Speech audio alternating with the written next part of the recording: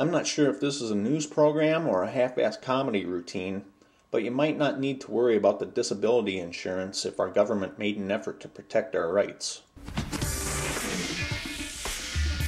So how about this? Instead of jewelry, chocolate, or flowers this Valentine's Day, we're getting you some financial advice. Jerry Willis is here with tips for couples. Jerry, great to see you this morning. Good to see you, Tony. Dive in here. It's not a big diamond, but you know. Well, but it's great advice. That maybe that will save you some bucks so that you can buy that big diamond down the road. There you go. What advice do you have, Jerry, for couples who are thinking about maybe tying the knot? Well, look, you know, if you are using somebody else's credit card, like a spouse or a loved one, you've got to establish your own credit identity. Yeah. Under a proposed new FICO scoring model, if you don't have any credit in your own name, you're not going to have a credit history.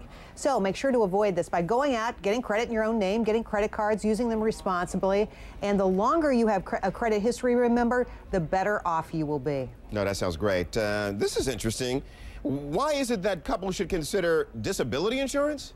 Well, look, your number one asset, aside from your home, of course, is your ability to bring home a paycheck. Yeah. But what happens if there's an accident or you become ill or maybe you can't work anymore because of an injury?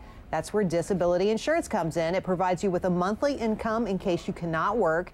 Now, you may be able to buy this from your employer or you can get it on your own. Keep in mind, you'll pay more for a policy if you're in a high-risk job or if you're a smoker. And the younger you are, the cheaper the policy is. To figure out how much you need, you can check out a calculator at lifeline.org. Yeah, that sounds great. I mean, I'm wondering if you can mix and match 401ks and kind of combine the best of the various plans out there. You betcha. You know, if you and your spouse both have 401ks, you should compare benefits. Make the most of these by maxing out the plan that has the best benefits, like a better employer match or more investment options.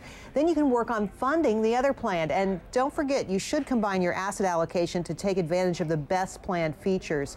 If your partner has a good large cap value fund and maybe you have a good bond fund, you can take advantage of both. Of course, keep in mind when you're married, your spouse is automatically a beneficiary of your 401k or even your pension plan. Right. But you should still fill out the form with your spouse's name for the record. And if you want to name a beneficiary who is someone other than your spouse has to sign a waiver, and that waiver has to be in writing. Devil's in the details, as always, Tony. As always. Hey, I like this one. Should bank accounts be combined? No is the answer to that one. Isn't it? No, right, Jerry? Well, you know, look. We're torn about it, right? This is the big debate. I'm not torn about it at all. Okay, so all right, okay. You say no. I'm not You torn want at to all. see every penny, don't you? Come on. What do you When think? you start a family, it's just easier to have a combined pot. I suppose. But look, if you're working, it can make sense, and I know a lot of people like this, and they can make it work, have a joint checking savings account and then keep separate bank accounts for each of you. This way, you handle your finances together while maintaining financial independence, which is so important for so many of us women, right? Now, if you keep it all at one bank, you'll cut down on paperwork and you may qualify for lower fees and higher rates. If the thought of managing these accounts has you worried, think about online banks. You'll likely get a higher rate of interest and you'll be able to access those accounts and funds more easily. But yeah, there are times, I think, Tony, where you do want to keep the money a little separate. You better believe it. All right, Jerry, let's look ahead to the big open house show this weekend before I get slapped by Heidi here. All right, go Heidi. Okay, so it's very simple. The woman should just be in charge of all of it. There you go. I mean, duh. yeah, we all agree on that. Okay. We all agree. All right, open house, Saturday morning, 9:30, right here on CNN. We'll have more on couples in debt, plus the latest on what Washington is doing for struggling homeowners. Join us Saturday morning, or you can also see us on Headline News in case you can't get up that early. Someone needs to look out for the fellas here, and that's why I'm here. That's your job.